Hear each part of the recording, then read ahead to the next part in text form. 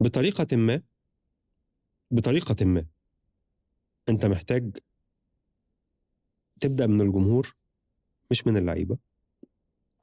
الدوري هو البطولة الأهم.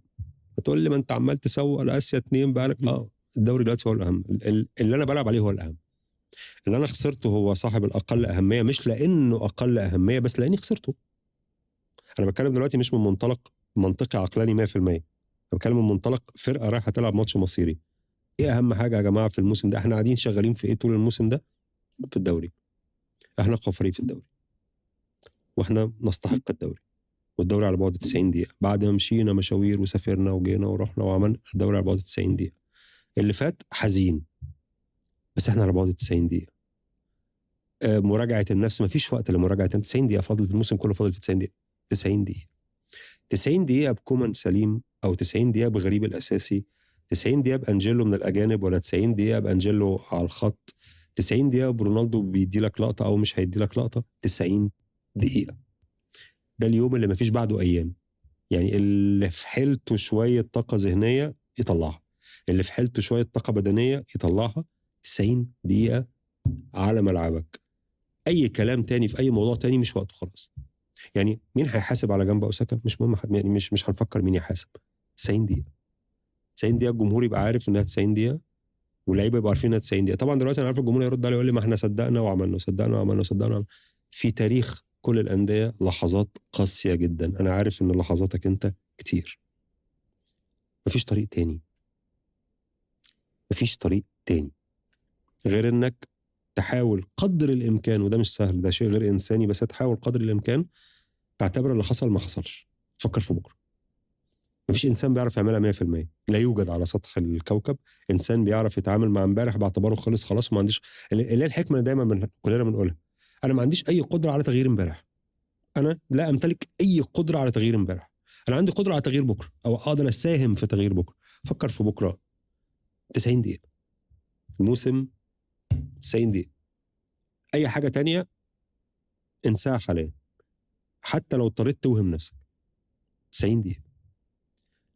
هل ممكن بعد 90 دقيقة يحصل حاجة برضه؟ كل ده وارد. وارد. ولكن ما تفكرش كده، لأنك كتر التفكير بيستجلب بيستجلب الأشياء. 90 دقيقة. اللي عنده حاجة يطلعها في 90 دقيقة. اللي فاضل في جيبه أي مجهود، أي فنيات، أي حاجة، ارميها على الترابيزة. 90 دقيقة. في الظروف عادية، لأن خلينا نفكر نفسنا في الظروف عادية. نصر قدامك، النصر يفوز بغياباته بالمناسبة في يوم عادي. ايوه، ما انا بقول لك في ظروف عاديه. عادي. في ظروف عاديه دون التاثر بكل. يعني دلوقتي خلينا ناخدها بشكل علمي. هذه المباراه معطياتها باصابات النصر، باجهاد النصر، في يوم اخر احتمالات النصر فيها اكبر، صح؟ طب ايه اللي بيخلي الناس دلوقتي متشككه؟ الاجواء. يبقى انت المفروض تحاول تعمل ايه؟ تحاول تقلل من تاثير الاجواء عليك بشكل علمي تام. في عنصر داخل المعادله هو اللي بيلعب ضدك. الملعب ملعبك، الجمهور جمهورك، الامكانيات معاك، فريقك اقوى، عناصر كتير معاك، بس في عنصر كبير جدا داخل في المعادله دي بيقول ان بيقول ان الاجواء ضدك. حاول تتجنب الاجواء ولو بالوهم. قول لنفسك الجمله بتاعت انا غير قادر على تغيير امبارح، انا قادر على تغيير بكره. تنميه بقى، انا بكره كلام التنميه البشريه ده، بس ده الحل الوحيد ده النهارده. الوحيد، مفيش حاجه تاني تتعمل. مساء الخير عليكم. حلقة جديدة من برنامجنا في 100 عقبة. طبعا أنا كنت طلعت قبل كده واتكلمنا قبل ماتش الأهلي، اتكلمنا في فرصتنا التاريخية إن احنا نعمل حاجات كتير. يعني بصراحة أنا محبط جدا من ساعة الماتش ده، مش من كل بقى اللي حصل من بعديه. يعني أنا آخر مرة رحت الاستاد كان في ماتش إنبي، وأنا خارج من الاستاد اتصور معانا عمرو أديب وبتاع بس هي متزعلتش يعني. واللي شايف الامور اتصعبت قلت له لا، انا داخل الماتش عايز 8 نقط، خرجت منه وبقيت عايز 7 نقط لما تعادلنا مع ام بي. يوميها كان ماتش من الاهلي وبيراميدز بالليل. فالمهم بيراميدز والاهلي بالليل. بيراميدز اداك هديه لولا يعني على طبق من ذهب 3-0. نزلت قدام الاهلي خايف او مربوك او مستعجل او واثق من نفسك بزياده، ايا كان يعني. السجون وكورة ناصر المنسي أنا مش عارف أنساها. باصي اللي جنبك، باصي العودي حطها جون. الجماهير بتاعته هتقوم عليه، اللعيبة بتاعته ايه ده، احنا هيحصل فينا زي بيراميدز تاني والرعب يتسلل لقلوبهم وخلصت القصة. مفيش. انا محبط عشان دي تالت مرة انا اعاصرها ان احنا نبقى قدامنا ندوس عليه وما تجيش. بعدين عن ماتش الاهلي، ماتش زي اي ماتش، بس هو مش زي اي ماتش. المشجع اللي زينا مش زي اي ماتش، وانت رايح شغلك هو مش زي اي ماتش، وانت قاعد على القهوة هو مش زي اي ماتش، التوابع بتاعته مش زي اي ماتش، حالتك النفسية من بعديه مش زي اي ماتش. حصل اللي حصل. كنت عايز اطلع اتكلم من بعديها بس قلت بلاش، يعني كنت محبط جدا وبلاش اسودها في وش الناس يعني. لكن انا كنت شايف كل اللي هيحصل بعد كده. جينا ماتش سموحة، لا هنكسب، انا عارف ان هنكسب سموحة، بس كسبنا بطلوع الروح قوي بقى. نلعب نهائي اتحاد العاصمة، عملنا ماتش حلو هناك، وانا تمام، انا عايز اخرج بالصفر صفر، انا ما عنديش مشكلة حتى اخرج بواحد صفر. انا كل السيناريوهات عشتها قبل كده يعني. انا في سيناريو دماغي نهضة بركان، نخسر واحد صفر هناك زي اول مرة وهنرجع تمام يعني. هوب راقب زيرو حط جول، يا لهوي على الفرحة. مفيش دقيقتين بتاع، أول ما جابوا وقفوا أنا وجت مشهد حسام عبد المجيد، مش قادر أقول لك يعني. المهم مشهد حسام عبد المجيد ضربة جزاء، بدل ما 1-0 لينا 1-0 علينا، راجعين القاهرة معانا أسبوع. أنا مش شايف أي كلام ممكن يتقال أكتر من الناس كلها قالته، بس أنا ما لقيتش عذر ألتمسه ليك وأنت في قلع ملعبك وقدام الناس دي كلها ويحصل المهزلة اللي حصلت دي. أنا شفت الزمالك أسوأ من كده بكتير برضه. احنا كان في موسم كده أول ما مسكنا حسام حسن كنا 13 باين. احنا كنا، لا شفت مع احترامي ليهم يعني أحمد غانم سلطان وعمرو الصفتي، وشفت احنا ازاي بنبقى فرقة واقعة يعني، مهلهلة. بس دي أول مرة في حياتي أشوف الزمالك بالمستوى ده. أنت عملت كل ما هو غلط في الكورة امبارح. امبارح ده أنا لسه ما، لا هو بقى له كذا يوم يعني. بس عشان أنا واقف عند النقطة دي مش عارف أعدي الماتش على فكرة. أنا كنت بره وكنت بقضي مشوار بسرعة كده وكنت راجع ويعني إيه، أنا داخل المكان الحكم بيصفر واللعيبة بتفرح ضربة جزاء. يعني أنا كنت يا دوبك واصل متأخر دقيقة ونص، كنت واخد أوبر سكوتر وكنت مشغل الماتش على الموبايل. ف كان ساعتها متأخر دقيقتين تلاتة كده، فيا دوبك أنا أول ما بدأ يعني نزلت المكان اللي أنا هقعد أتفرج فيه. المهم إيه، ضربة جزاء. ومن المكان ده كمان جبنا منه كونفدرالية وسوبر أفريقي. أنت عارف الزملكاوي عنده التشاؤم والحاجات دي والتفاؤل. فالمكان ده أنا داخل أنا هجيب سوبر أفريقي، يعني أجيب أفريقيا وكونفدرالية، أي حاجة بجيبها من المكان ده. وداخل أصحابي قاعدين 1-0، خلاص قعدنا ضربة جزاء، مين اللي هيشوط قريب، متقلقش يا عم جول، وبطمنهم. ومن بعد ما دخل الجون عمري ما شفت الزمالك أسوأ من كده. عارف لما تبقى في ايديك قوي. انا بالنسبه لي اول ما دخلنا يعني الماتش كمل وطول ووصل ضربات جزاء، انا عارف خلاص هي مش بتاعتنا يعني، اصل ما نستاهلش حاجه. الفرقه مش في المتناول، فرقه على الله حكايتها. حد العصام يعني مع احترامي ليه. ف لا انا محبط الصراحه، ولا تشكيل بقى ولا ايا كان. بس الكلمتين بتوع عفيفي دول هما اللي عايز اقولهم للناس يعني. انا عن نفسي مش شايف حاجه حلوه. انا عايز اقول لك انا محضر من ساعه ماتش قبل ماتش سموحه كمان، لا من يوم ماتش سموحه بالليل، محضر السيناريوهات بتاعت نهايه الدوري دي. 27 سيناريو هيحصلوا بكره. النهارده الساعه 5 الصبح دلوقتي، فاضل كام ساعه، 15 ساعه. على الدوري رقم 15 ممكن. المهم 27 سيناريو، انت عندك 3 فرق، عندك 3 ماتشات، عندك 3 احتمالات جوه كل ماتش، فوز او هزيمة او تعادل، فتلاتة في تلاتة في تلاتة ب27 احتمال يعني. ف تعال نبص عليهم كده، نستعرضهم ونخرج شوية من المود ده ونركز في بكرة وأنا يا جماعة اللي عنده طاقة يعمل حاجة يعملها، أنا مفيش خالص. مش عايز أعشم عشان يعني فاهم، مش عايز أعشم تاني عشان ما يحصلش معايا ده. تعال نبص بقى على الاحتمالات.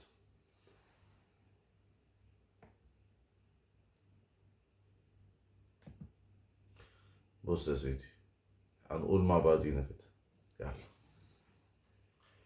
الزمالك 53 نقطة وبيلاعب سيراميكا. بيراميدز 51 نقطة وبيلاعب سموحة. الأهلي 50 نقطة وبيلاعب مين؟ المصري. تمام. 3 ماتشات هيتلعبوا بكرة النهاردة يعني الساعة 8 بعد 15 ساعة. أول زي ما انتوا شايفين الجدول كده هعرضه عليكم، فأنا هقول لك 3 احتمالات، اللي هو مثلا نبتدي أول حاجة إن الزمالك لو كسب وبيراميدز كسب والأهلي كسب، الدوري في متعوبة، الدوري في متعوبة، الدوري في متعوبة. هيبقى ساعتها الزمالك 56، البيراميدز 54، الاهلي 53. هنقولهم بقى سريعا عشان ما اطولش واخد من وقتكم. لو الزمالك كسب وبيراميدز كسب والاهلي كسب يبقى الوضع زي ما هو والدوري في 100 عقبه. الدوري في متعوبة. الزمالك لو كسب وبيراميدز كسب والاهلي تعادل، هي الدوري في متعوبة. الزمالك لو كسب وبيراميدز كسب والاهلي خسر. الدوري في متعوبة. الزمالك لو كسب وبيراميدز تعادل والاهلي كسب، ساعتها الزمالك مركز اول الدوري في متعوبة. والاهلي مركز تاني ويصعد لافريقيا، وبيراميدز مركز تالت. اذا الاهلي منتظر تعادل لبيراميدز وفوزه عشان يخش افريقيا. طبعا انت الدوري في متعوبة. طيب بعد كده عندك فوزك الزمالك، فوز الزمالك، تعادل بيراميدز، تعادل الاهلي، الوضع القائم زي ما هو. الدوري في متعوبة. الزمالك كسب وبيراميدز خسر والاهلي كسب، هيبقى نفس الحالة والاهلي هيشارك مركز تاني في بطولة افريقيا. طب لو الزمالك كسب وبيراميدز خسر والاهلي تعادل، ساعتها الدوري في متعوبة. الاهلي وبيراميدز هتساووا في النقاط ب51 نقطة، فالأفضلية دايما هنا تبقى البيراميدز عشان هو أخد الأهلي رايح جاي 2 في 3، فيبقى ساعتها بيراميدز هو المركز التاني والأهلي على الكونفدرالية. طيب لو الزمالك كسب والبيراميدز خسر والأهلي خسر، ساعتها نفس الحالة عشان هيبقوا 51-50، فالدوري في 100 عقبة، الدوري في متعوبة. وبيراميدز التاني والأهلي التالت. كده أنا عرضت عليكم 9 حالات لفوز الزمالك، طبعا ده كلهم بيؤدوا ل إن الزمالك هو اللي بطل الدوري، بس أنا عرضت الحالات بترتيبها الممل ده شوية عشان هتحدد مين مركز تاني ومين مركز تالت في كل حاجة. نيجي بقى في حالة تعادل الزمالك. في حالة تعادل الزمالك الدوري في متعوبة.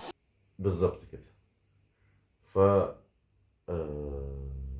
الزمالك اتعادل، بيراميدز كسب، اهلي كسب، ساعتها الزمالك 54، بيراميدز 54، اهلي 53، اهلي كونفدرالية، بيراميدز ايه معانا في افريقيا. ماشي. طب الزمالك اتعادل، بيراميدز كسب، والاهلي اتعادل، سيم، اي نتيجة هتبقى في صالح تعادل الزمالك، اي نتيجة للفرقتين التانيين هيبقى فوزه. تمام. طيب ساعتها برضو ايه بيراميدز تاني واهلي تالت. طيب نيجي تعادل الزمالك، فوز بيراميدز، خسارة الاهلي، نفس الوضع مفيش اي تغيير. نيجي عند تعادل الزمالك وتعادل بيراميدز وفوز الاهلي، ساعتها الاهلي هيصعد معانا في افريقيا، وبيراميدز هو اللي هيروح كونفدرالية. طيب لو تعادل الزمالك وتعادل بيراميدز وتعادل الاهلي، هي زي قاعدة الفوز، مفيش اي حاجة غيرها تحصل. بالترتيب الحالي الدوري في ميت عقبة. بالظبط. تمام. طيب في حالة تعادل الزمالك وتعادل بيراميدز وخسارة الأهلي، مفيش أي تغيير، نفس الجدول الحالي.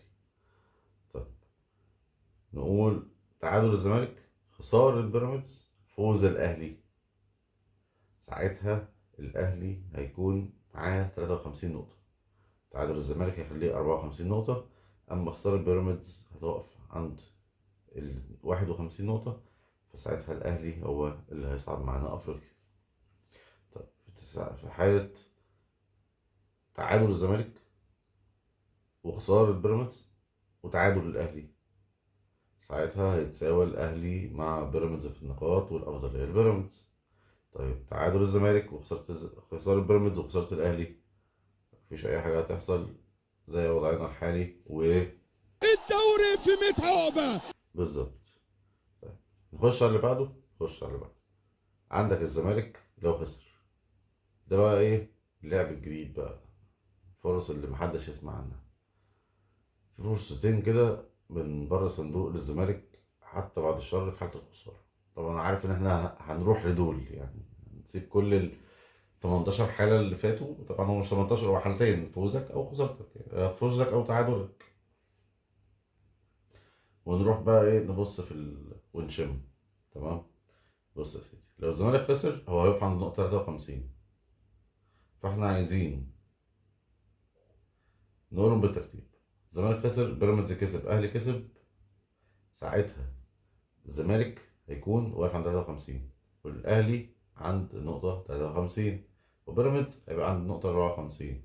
إذا الحالة دي حالة سيئة جدا، وساعتها الزمالك هيبقى يروح على المركز التالت. ربنا ما يقول كده، ما يبعدها علينا. المهم يعني عندك الزمالك لو خسر وبيراميدز كسب والأهلي تعادل، بيراميدز هينط فوقيك وهيبقى بطل الدوري، وانت تقف عند نقطة 53، بس الأهلي هيروح كونفدرالية. إذا الأهلي عايز عشان أي حاجة تحصل ليه ويروح أفريقيا، إن الفرق مش عشان يروح أفريقيا، عشان ياخد الدوري لازم إحنا يعني بيراميدز وإحنا نتائج سلبية. خسارة الزمالك وفوز بيراميدز وخسارة الأهلي بتضمن بيراميدز هو بطل الدوري. خسارة الزمالك وتعادل بيراميدز وفوز الأهلي، ساعتها الأهلي هيتعادل مع الزمالك في النقط 53 نقطة. تعادل بيراميدز هيديه النقطة 52، يبقى بيراميدز كونفدرالية والأهلي بطل الدوري، والزمالك التاني بس هيشارك أفريقيا. فده أسوأ الحلول، وأنا متمنهاش، وسيناريو مش عايزه خالص. الحالة رقم 22، عندك خسارة الزمالك، تعادل بيراميدز، تعادل الأهلي. أهو هنا بقى الدوري في ميت عقبة. حتى في خسارتك، يعني انت عندك تخسر بس يتعادل بيراميدز ويتعادل الاهلي، انت ده بطل الدوري. طب في حالة خسارة الزمالك وتعادل بيراميدز وخسارة الاهلي، إيه اللي يحصل برضو؟ الدوري في ميت عقبة. ليه بقى؟ عشان انت تقف على النقطة 53، بيراميدز هيبقى 52 والاهلي 50، فالدوري في 100 عقبة. طيب خسارة الزمالك وخسارة بيراميدز وفوز الأهلي، الأهلي وش بطل الدوري عشان هو يتعادل مع الزمالك في النقط 53 نقطة، وبيراميدز هيروح على الكونفدرالية. خسارة الزمالك وخسارة بيراميدز وتعادل الأهلي، كده إيه الدوري في 100 عقبة، الدوري في ميت عقبة. والأهلي هيبقى متعادل مع بيراميدز في النقاط 51 فاحنا عارفين القاعدة، بيراميدز هو اللي هيبقى متفوق مواجهات مباشرة، فالاهلي على الكونفدراليه، بيراميدز معانا، وهي اخر حاله معانا هي خساره الزمالك بعد الشر، وخساره بيراميدز، وخساره الاهلي ان شاء الله. وساعتها الجدول هيقف عن 53 51 50. الدوري في 100 عقبة. انا ما حبيتش اطلع الفتره اللي فاتت عشان انا كان معظم الكلام اللي اتقال، او مش اللي اتقال، ما حبيتش اطلع الفتره اللي فاتت عشان معظم الاحداث اللي حصلت كانت في رؤيه ليها. فانا مش طالع ان انا اتشائم ليك وان انا اقول لك كلام يضايقك. كنت بتكلم معاهم هنا في البيت، اقول لهم بكره هيحصل كذا، بكره الاهلي هيكسب وهيكسبنا سكور. يوم ماتش الكونفدراليه الفاينل، احنا مش بتاعتنا، صح مش بتاعتنا.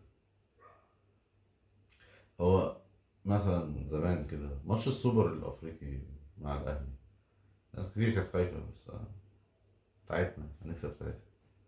كسبناش 3 بس كسبناهم فرق في ضربات الجزاء يعني. مش فاكر حتى كان فرق ولا لا، هي واحدة ضاعت انت كسبت يعني، مش فاكر. بس المهم يعني انا ما عنديش لبكره احتمالات. انا قلت لك الاحتمالات الرياضية 27 احتمال، اصبر، فوز مكسب تعادل كل فرقة، عندك 3 ماتشات لعبوا في نفس الوقت. بس الزمالك هيعملوا بكرة ما اعرفش، ما شفتهاش قبل كده من الزمالك. طب هتقول لي ايه اللي شفته في ماتش الكونفدرالية؟ شفت مؤمن سليمان في نهائي 2016. عندي تجربة لفاينل قاري مع مدرب مصري شفتها قريب، فكنت متوقع يعني. لينا حلقات تانية كتير نتكلم فيها براحتنا. خلينا نشوف اللي هيحصل بكرة تاني، نشوف اللي هيحصل النهاردة. أتمنى نفرح، أتمنى كل واحد فيكم يفرح.